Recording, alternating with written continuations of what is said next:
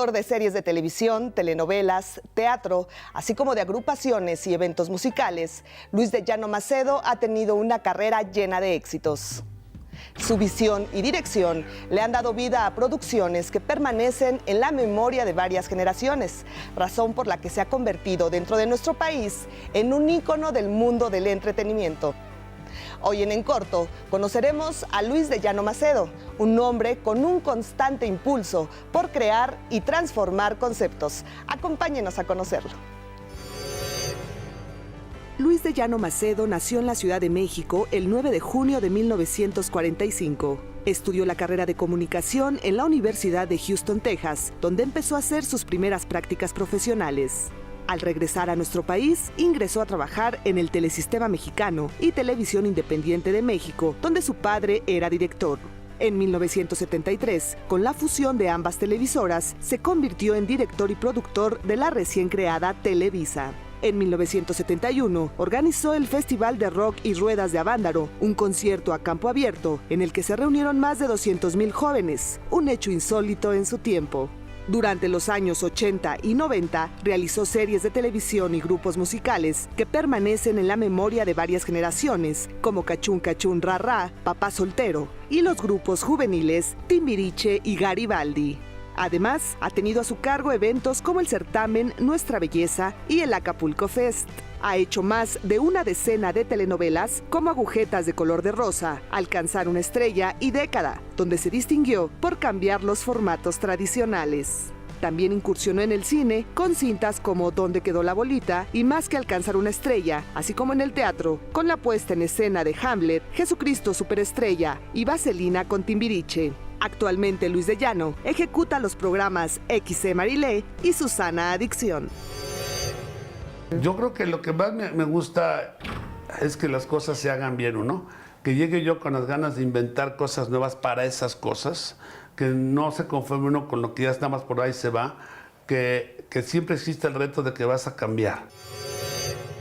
Su padre fue Luis de Llano Palmer, un exiliado español de familia conservadora, considerado por muchos como un pionero de la radio y la televisión mexicana, donde se desempeñó como escritor, productor, director y programador. Su madre fue la primera actriz de cine Rita Macedo, quien se destacó por sus actuaciones en Nazarín del director Luis Buñuel y Rosenda de Julio Bracho. Yo vengo de una dinastía de varias generaciones, del lado de mi padre y del lado de mi madre. Mi abuelo era un general republicano que perdió la guerra en España contra Franco y al irse, tener que salir exiliado. Mi padre viene de avanzada a México, sale huyendo por los Pirineos y luego en Francia agarra un barco que lo lleva a Londres, de Londres llega a Mobile, Alabama, de Mobile, Alabama a México, buscando a un tío, hermano de mi abuela Isabel, que se llama Juan Palmer. El tío era barítono y estaba casado con una tiple que tenía un teatro. Entonces llega mi padre a Buenavista, donde estaba la estación de trenes, y se va caminando hasta el teatro y cuando llega sale la señora del teatro y le dice: ¡ay, Luisito, bienvenido! Tu tío se murió la semana pasada en Veracruz, pero pasa, y lo mandan a vivir arriba al telar o allá a un camerino y en la noche lo tratan de matar, porque era el heredero del teatro junto con la señora. Y salió corriendo de ahí, que se queden con su teatro, ni sabía. Y esa señora se llamaba Esperanza Iris. Y era el Teatro Iris, el teatro de la ciudad. Entonces mi papá presumía: yo era heredero del teatro de la ciudad. Por ahí empiezan algunas cosas. Por el otro lado, llega mi padre a México y pues era abogado en España. Y se empieza a meter, fue abogado en una funeraria, después fue guía de turistas. Y un día lo mandan a visitar a un señor que se llamaba Contel, que producían una agencia de publicidad. Y en esas épocas la publicidad, las estaciones de radio eran manejadas por agencias de publicidad. Al principio de la televisión también, las agencias tenían su departamento de radio y televisión y no los producía la empresa, los producían las agencias. Entonces llega mi padre y empieza a trabajar en la XQ. Y la XQ le escribía El Monje Loco, afuera de los baños de la XQ, y escribió a la doctora Corazón, y etcétera. Y luego se va a la W, conoce a don Emilio Azcarra Vidaurreta, y de ahí se va a Nueva York a trabajar, y va don Emilio, se lo trae a México para fundar el Canal 2, y del Canal 2 se hace Telesistema, y es toda una historia de ese lado que es eterna. Del lado de mi madre, mi abuela, era una escritora vanguardista, dramaturga, que en los años 40 escribió un libro sobre el divorcio, casi la corren del país. Hacía el nivel de escándalos de entonces, Y mi madre, hija de mi abuela Julia era un genio de mujer. Era una escritora talentosísima, adelantada a su tiempo, como no tienes idea, y súper simpática. Era de una familia Guzmán de Puebla. Entonces mi madre empieza a meterse a la cosa del cine y al principio le fue medio mal y luego se casó con mi papá, pero no se entendieron las dos partes, una muy conservadora republicana española y mi madre que quería de crecer y volver estrella. Entonces mi padre se va a vivir a Nueva York y cambia completamente su forma de vida porque se vuelve un neoyorquino. Y mi madre al entrar en el cine pues empieza a evolucionar, a cambiar y empieza a hacer mucho cine y muchas cosas. Luis de Llano recuerda cómo de adolescente se sintió atraído por la revolución cultural y musical de finales de los años 50 y los 60, por lo que fundó su propia banda de rock and roll junto a su hermana Julissa. Tiempo después, a causa de su rebeldía adolescente, el joven Luis de Llano fue enviado a estudiar al extranjero, donde años después, el ambiente que lo rodeó de pequeño se vio reflejado en decidir lo que sería su carrera profesional. De muy chico, mi padre cuando ya está haciendo televisión y mi madre haciendo cine, pues yo voy a visitar a mi papá a los estudios de Televicentro y voy con mi mamá a los estudios de cine y Julissa. Entonces como que empezamos una infancia un poco errática, porque antes todas eran muy normales. Yo era una familia muy disfuncional, si lo quieres llamar, ahora es muy normal. Pero ese momento, pues el divorcio todavía se veía como cada quien iba por su lado. Y sí, estuve en muchos internados, que igual no me importó. Y fui creciendo y ya en mi adolescencia me dio por el rock and roll, porque me llevó mi mamá a un concierto de rock and roll en el Deportivo Israelita, donde tocaban varios grupos, unos tales, los Crazy Boys del Vivi Hernández y los Rebeldes del Rock, y me enamoré del rock and roll. Entonces, cuento yo que tenía yo un banjo, que le puse unas ligas y un micrófono y una grabadora, y yo ensayaba en la escalera soñando que iba a ser rock and rollero. Y cuando llega mi hermana de estudiar no sé dónde, porque también era de cambios de escuela, hacemos un grupo de rock and roll y nos metemos a ensayar, y mi mamá muy hábilmente ve cómo hacer la carrera de Julissa y nos empieza a financiar el grupo. Época en que cada colonia tenía su grupo de rock and roll. De veras, había rock and roll por todos lados, ya era la época de los covers. Okay. Entonces metemos a un concurso de rock and roll que hacía Radio Éxitos y quedamos en segundo lugar junto con los Hooligans y otro grupo más. Y entonces yo, pues, la escuela ya me vale gorro. ¿Qué edad tenías? Ya, pues, tenía yo 16 años. Yo era el más chiquito de todos los rock and rolleros.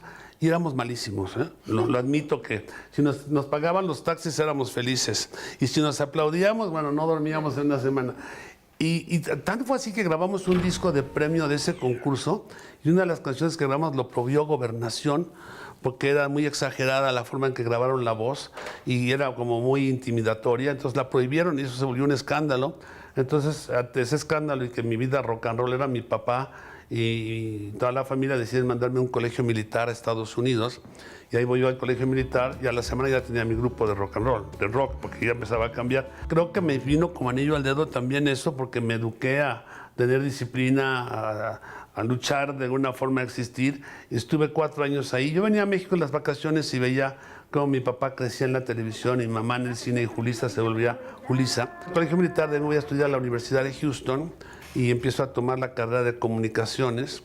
Una carrera que en esa época era para mujeres casaderas y atletas becados, futbolistas, basquetbolistas y beisbolistas.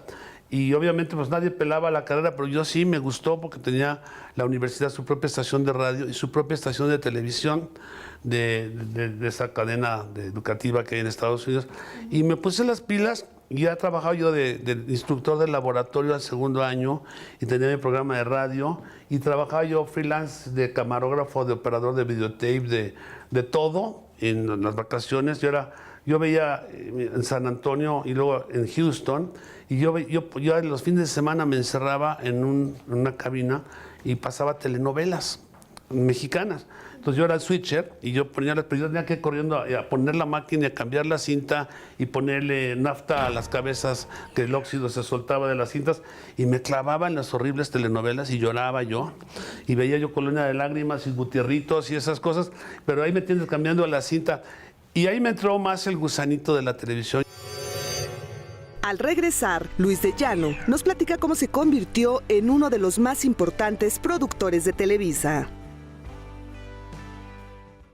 Tras terminar sus estudios en Estados Unidos y después de realizar un par de trabajos relacionados con la televisión, Luis de Llano vuelve a su país con la intención de revolucionar la televisión mexicana.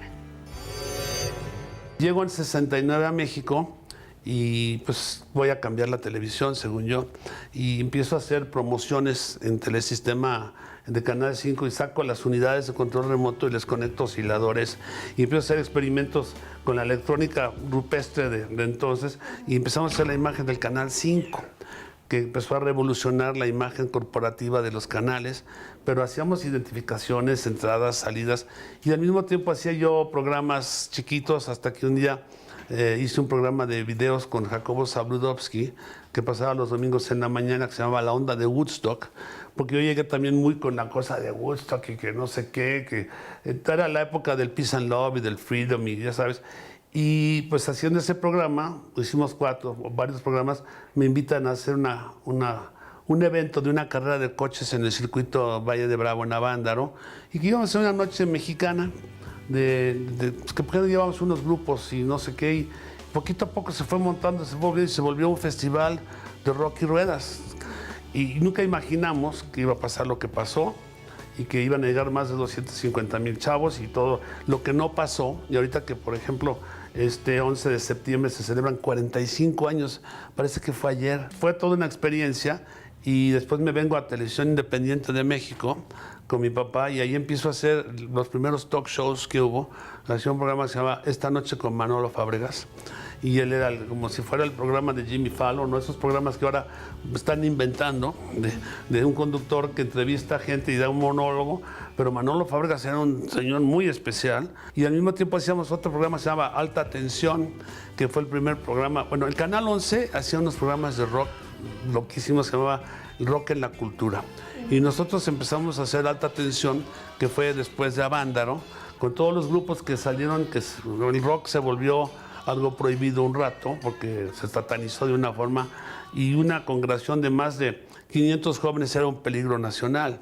Así lo veían, entonces se prohibieron los conciertos, y la gente pues quería, de alguna forma la música no salía, y yo seguía insistiendo y hacía este programa de Alta Tensión y al mismo tiempo empezaban a llegar artistas del extranjero y me tocó volverme productor de programas musicales.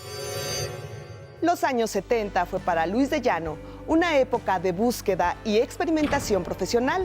Sin embargo, fue hasta una década después que se le abrieron las puertas para producir series de televisión cuya característica era dejar en cada capítulo un mensaje positivo a los jóvenes.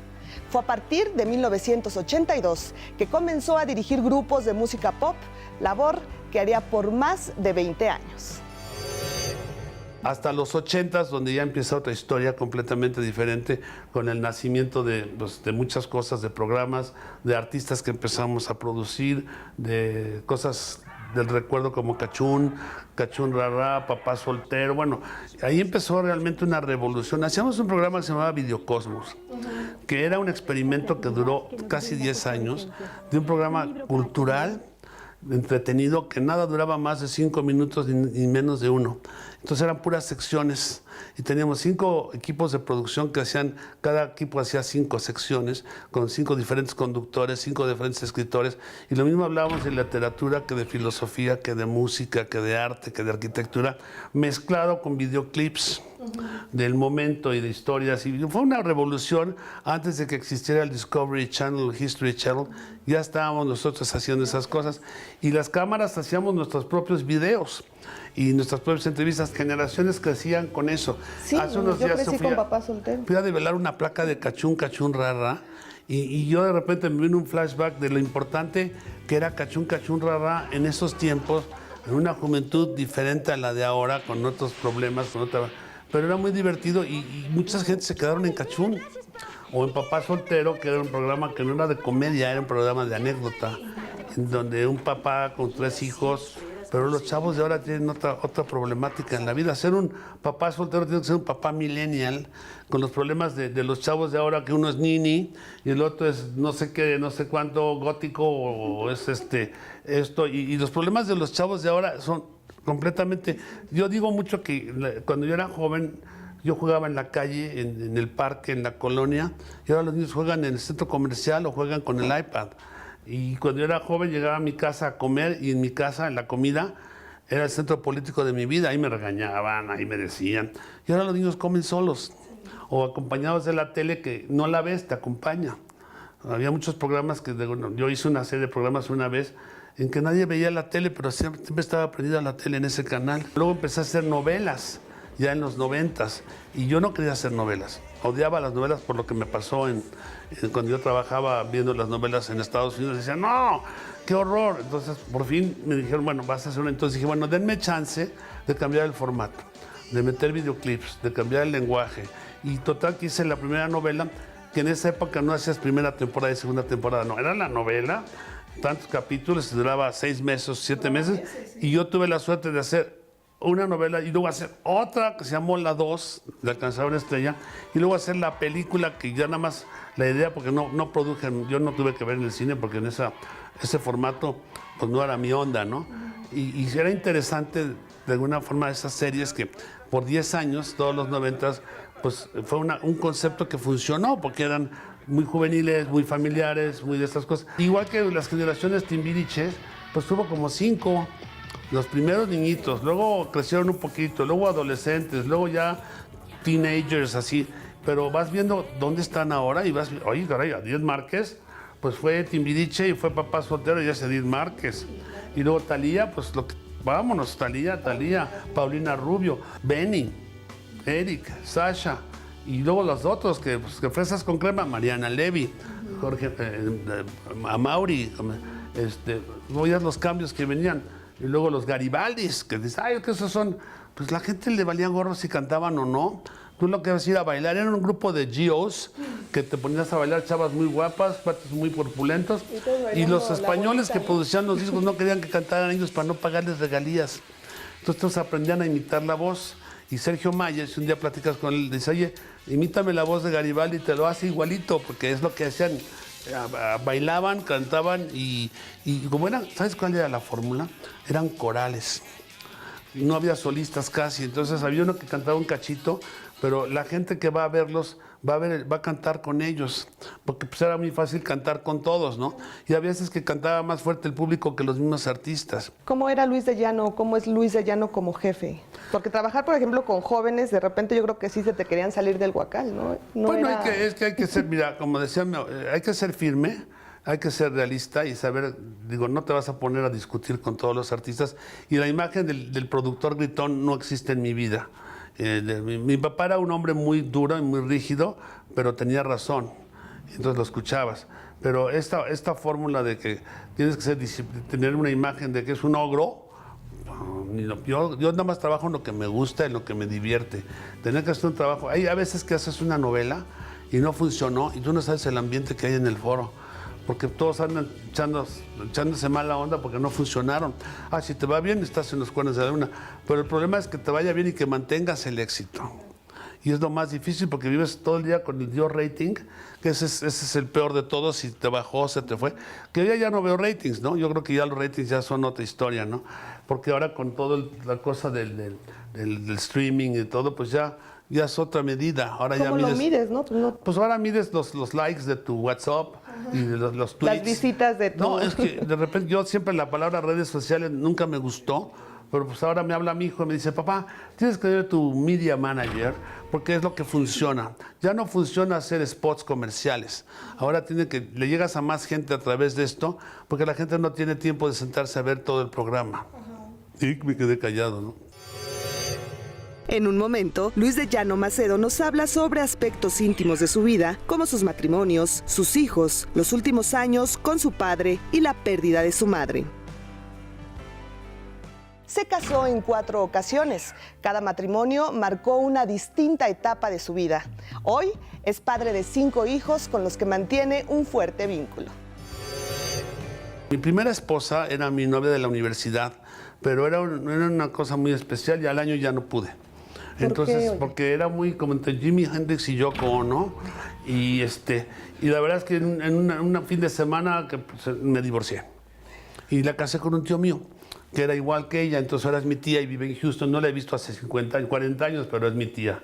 Y luego me casé con una inglesa que conocí en los 70s, Patricia, con la que estuve en Avándaro, y estuve casado 16 años con ella, y luego me separé y tuve un rato de rock and roll muy fuerte, y conocí a mi esposa actual hace todos esos años. Fue mi novio un par de años, luego se fue a Monterrey porque no aguantó mi tren de vida o todo lo que pasaba, y más adelante me casé con mi tercera esposa, que era modelo, y luego se volvió profesora de Historia del Arte y ahora es curadora de museos.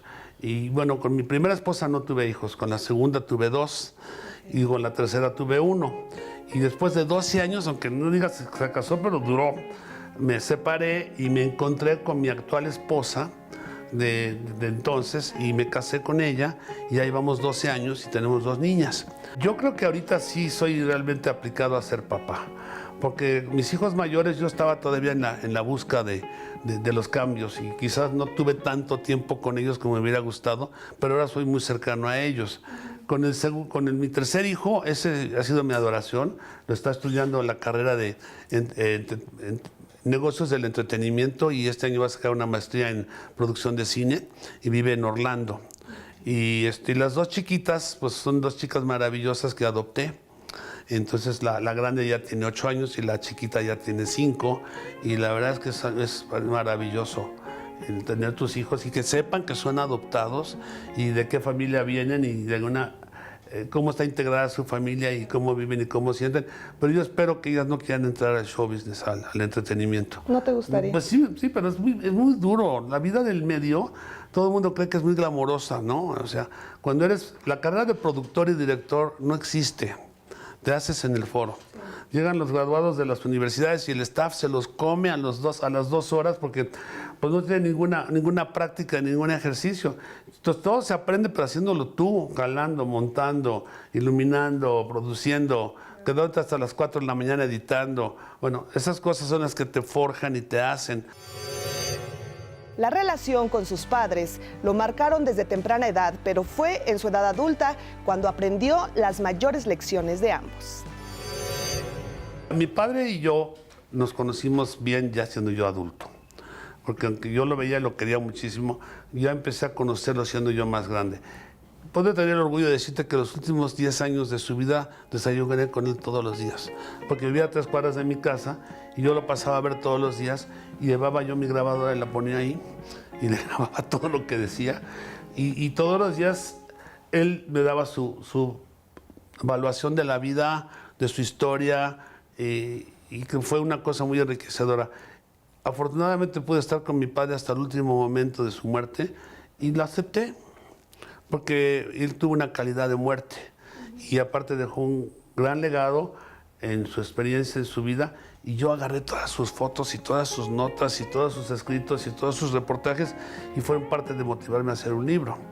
Igual que con mi madre, pero mi madre fue diferente porque fue muy diferente, fue un impacto muy grande. ¿Cómo tomaste esa muerte de tu mamá? Pues yo la tomé muy bien porque me pasó una cosa muy interesante. Mi madre vino 4 horas antes a despedirse de mí y me vino a ver a mi oficina y me dijo, ¿ya me voy? Dije, ay mamá, ¿de qué tienes? No, pues mira, lo que pasa es que yo ya estoy muy cansada, estoy muy deprimida, porque yo me he hecho mi vida de una forma muy depresiva, me duele todo, hasta el pelo, y ya no quiero estar, ya no quiero vivir lo que vas a vivir tú en los próximos años, y te encargo a tu hermana, y, ay mamá, por favor, como que dije sí, no, me dio un beso y se fue, y yo le hablé a mi hermana y dije, oye, mi mamá anda muy rara, échale un ojo, porque no sé qué, y muy tranquilamente se fue, llegó a su casa, se maquilló, se cambió, sacó el coche, estacionó el coche de al lado, se dio un tiro. Lo ha de haber pensado mucho tiempo. Creo que lo que hizo lo tengo que respetar porque fue ella no quería quedar apostada en una cama viéndose una mujer tan intensa y tan bella, ¿no? Hay que respetar las decisiones del infierno que debe de estar viviendo una gente que ya no quiere seguir. Eso creo que es una cosa muy dura. Como mi abuela era una escritora que escribió una novela sobre la eutanasia.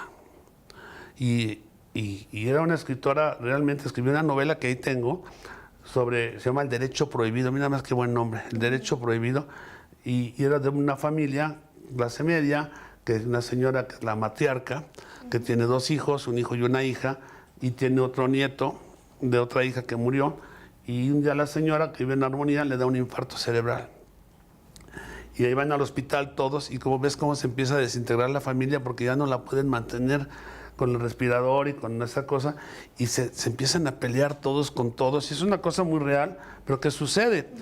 Y en un momento de la historia como que la abuela se recupera y entonces ya se va a su casa con una enfermera y con el nieto y entonces la enfermera ve lo que está sucediendo y el chavo se enamora de la enfermera, pero el problema es que la mujer le da otro infarto. Y yo no sabe si esta mujer lo convenció que la desconecte o no. Ese es el gran mito de la historia. Y ella lo puso ahí porque ella estudió mucho eso. Y de repente, hace muchos años, después de eso, escribía, vivía en Cuernavaca, me mandan, dice, oye, vente a Cuernavaca que tu abuela le dio un derrame cerebral. Y me fui por ella a Cuernavaca y la traje a México en ambulancia. Y cuando llegué al hospital me dijeron, señor, ya se derramó líquido encefalorraquídeo. ¿Qué quiere que hagamos? Y yo tenía en la mano a mi abuela. La vamos a poner un respirador y la vamos a tener cómodamente, no sé qué, viva, o la desconectamos. Y yo no sé es cómo, en muerte cerebral, mi abuela me empezó a hacer así. No, doctor, desconéctala ahorita. Y me soltó. Así, así como... Pero es la realidad de esa fuerza que había en ellos, ¿no? ¿Cómo se define Luis de Llano en 3 palabras? Ay, no, son 4. No, actualmente muy feliz. Esa es una. Y después en busca de más. Todas esas cosas que te digan cómo te reinventas, cómo cambias tu estructura, tu actitud. Y en busca de cambios. Creo que la televisión de la actualidad cambió. Cambió, como digo, a veces la forma de verla, la forma de hacerla y la forma de venderla. Y creo que son momentos importantes porque este cambio pues llegó muy rápido. Ya veíamos que venía, pero no lo pelábamos, ¿no? Claro, O sea, sí, y ahora, pues ahora la moda es que ya no hacen novelas, ahora hacen series. Sí, no, bueno. Entonces el lenguaje ahora es cinematográfico y la técnica ya es 4K, 18K. Ahora ya tienes otra forma de hacer las cosas. Y mi papá lo decía mucho y nadie lo entendía. No, la televisión ya está muerta. La única televisión viva es la que está pasando ahorita con gente que produce cosas vivas. Todo lo demás es un videocassette o un DVD o un servidor. Ahorita podríamos estar conectados a un streaming que nos estuviera transmitiendo en vivo y esto es el futuro. Me gustaría que me recordaran en buena onda, como que no quiero pasar a la historia haciendo de una forma nadie especial. Yo creo que mi padre, que fue un ejemplo para mí, decía que él quería al final de cuentas en su vida tener calidad de muerte y no calidad de vida. Y que de alguna forma si vas a dejar un legado, pues escríbelo. Porque si no te la vuelves ahí como en las cafeterías de Churubusco en los estudios o la de Televisa, contando anécdotas a los ingenieros o a los que te quieren escuchar. Y en lugar de contarlas, mejor las escribimos, ¿no? Para dejar registro de sus 45 años de trayectoria dentro del negocio del espectáculo, Luis de Llano, un narrador de historias como él se define, dio a conocer este año el libro titulado Expedientes Pop, en el que a base de anécdotas nos cuenta parte de la historia de la televisión en México. Sin duda, Luis de Llano debe ser considerado una figura clave para entender la historia del mundo del espectáculo y la televisión en nuestro país, así como para intuir su futuro. Agradezco su compañía y le invito a nuestra próxima emisión en corto, donde platicaremos con otro mexicano que está moviendo a México.